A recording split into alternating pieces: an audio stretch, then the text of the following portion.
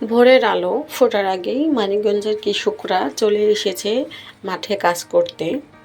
পাখিরা যেন গায়ে গান শুনে হয় সবার মন আত্মহারা।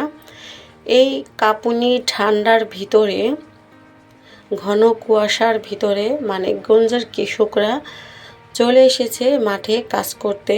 ঠান্ডা যেন তাদের কাছে কিছুই মনে হয় না। তারা সোনার মতো করে পেঁয়াজ চাষ করে এত যত্ন আর ভালোবাসা দিয়ে। আসসালামু আলাইকুম, আমি পপি, আপনাদেরকে স্বাগতম আমার চ্যানেলে। আজকে আমি চলে এসেছি মানিকগঞ্জ চকে এই ঘন ঠান্ডা কুয়াশার ভিতরে আপনাদেরকে দেখানোর জন্য মানিকগঞ্জের বিখ্যাত পেঁয়াজ চাষ কীভাবে হয় এবং তারা কতটা লাভবান্বিত হয়। এত কষ্ট করে কৃষকরা ফসল ফলায় শুধু আমাদের জন্য।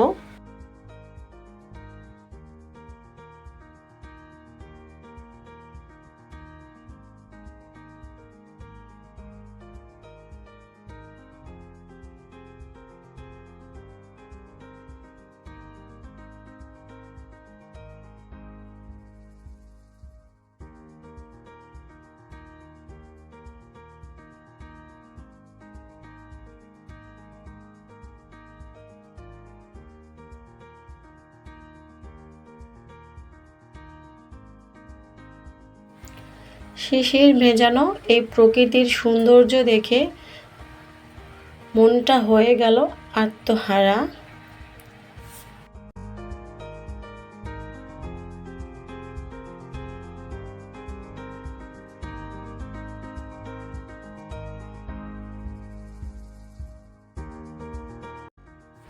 সকালে এই কুয়াশার ভিতরে এই ঘাসের উপরে পা ফেললেই যেন পাটা ভিজে যায়। তবে মানিকগঞ্জের পেঁয়াজ চাষ করা কৃষকরা এটাকে হাসি মুখেই মেনে নেয়। জীবন জীবিকারা মাঠে নেমে কাজ করে ভালো ফসলের জন্য, এবং ভালো ফসল হলে তাদের পরিবারের মুখে ফুটবে হাসি, জীবনটা কাটবে তাদের সুন্দর মতো। তো শুরু হচ্ছে সকালের এই যাত্রা। মানিকগঞ্জের কৃষকরা চলে এসেছে মাঠে কাজ করতে। সেখানে আমি যাব, দেখাবো আপনাদেরকে তারা কিভাবে এই শীতের ভিতরে এত ভোরবেলা তারা কাজ শুরু করছে।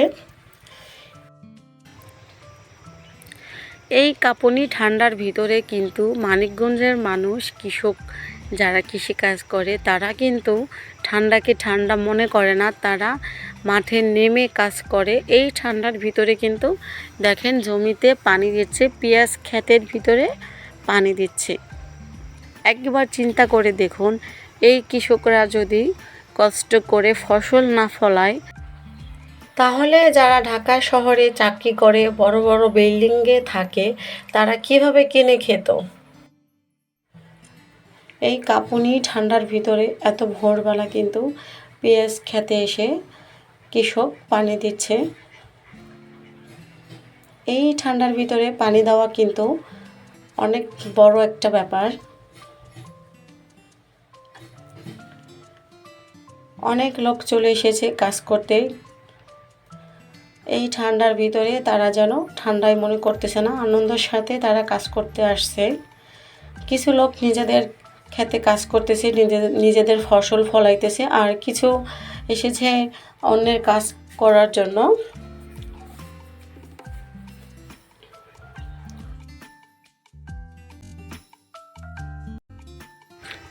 এই যে ছোট ছোট দেখতে পারতেছেন, এটা হলো পেঁয়াজের দানা। মানে এটা লাগায় হয়তো পেঁয়াজের বিচি লাগায়, সেখান থেকে ছোট ছোট পেঁয়াজের দানা হয়। আর পরবর্তীতে এগুলো উঠিয়ে তারপরে সেগুলো আবার এই যে এখানে দেখতে পাচ্ছেন, এই যে এগুলো লাগায়।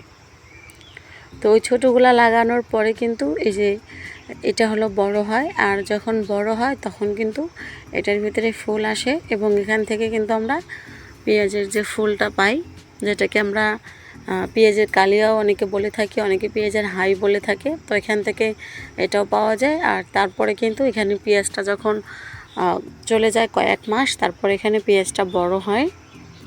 তো যতদূর আমার চোখ যাচ্ছে ততদূর শুধু আমি পেঁয়াজ ক্ষেত আর পেঁয়াজ ক্ষেত দেখতে পারতেছি। এখানকার মানুষ লাভবান্বিত হয় শুধু পেঁয়াজ চাষ করে। তারা পেঁয়াজটা শুধু পেঁয়াজ মনে করে না, তারা এটাকে স্বর্ণ মনে করে। স্বর্ণ মনে করে তারা এটাকে যত্ন করে, সুন্দর করে তারা এটা পরিচালনা করে, চাষ করে, যত্ন করে, সার দেয়, ভিটামিন দেয়, পানি দেয়, সবসময় এটার কেয়ার করে। এর ফলে তারা ভালো ফসল পায় এবং লাভবান্বিত হয়। আমরা কিন্তু ওইগুলো খেয়েই বেঁচে থাকি। পেঁয়াজ ছাড়া আমাদের একদমই কিন্তু চলে না। আমাদের পেঁয়াজটা লাগবেই, মাছে, মাংসে, শাকে, ভর্তায়, যেখানেই যেটাতেই আমরা ব্যবহার করি, পেঁয়াজ ছাড়া কিন্তু আমাদের একদমই চলে না। আর সব থেকে হলো বিখ্যাত পেঁয়াজ চাষ হলো মানিকগঞ্জে। তো আমি আছি মানিকগঞ্জ, আপনাদের সাথে পেঁয়াজ ক্ষেত দেখানোর জন্য চলে এসেছি মানিকগঞ্জে। দেখতেই পারতেছেন কত সুন্দর একটা জায়গা, আঁকা বাঁকা পথ চলে গেছে ওই বহু দূরে। যত দূর আমার দৃষ্টি চলে যাচ্ছে তত দূর শুধু আমি দেখতেছি পেঁয়াজ আর পেঁয়াজ। কত সুন্দর একটা পরিবেশ। এখানকার মানুষজন অনেক যত্ন করে পেঁয়াজ চাষ করে,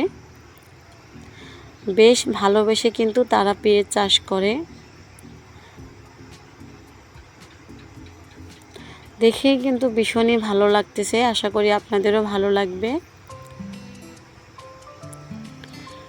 আমার চোখের দৃষ্টি যত দূর যায় তত দূরেই শুধু পেঁয়াজ আর পেঁয়াজ। দূর থেকে যেন মনে হয় সবুজ ঘাস, কাছে আসলেই বোঝা যায় এক একটা পেঁয়াজের গাছের গোড়ে এক একটা কৃষকের পরিশ্রম আছে, তাদের মাথার ঘাম আছে। তো সব কৃষক ভাইদের জন্য আমার অনেক অনেক ভালোবাসা রইল, যারা আমাদের জন্য এত কষ্ট করে ফসল ফলান, চাষ করেন। তা না হলে আমরা কি খেয়ে বাঁচতাম বলুন? অবশ্যই আল্লাহ তাআলা আছেন, কিন্তু উছিলা তো আপনারা কষ্ট করে ফসল ফলান বলেই তো আমরা ভালো ভালো সবজি, ভালো ভালো জিনিস খেতে পারি।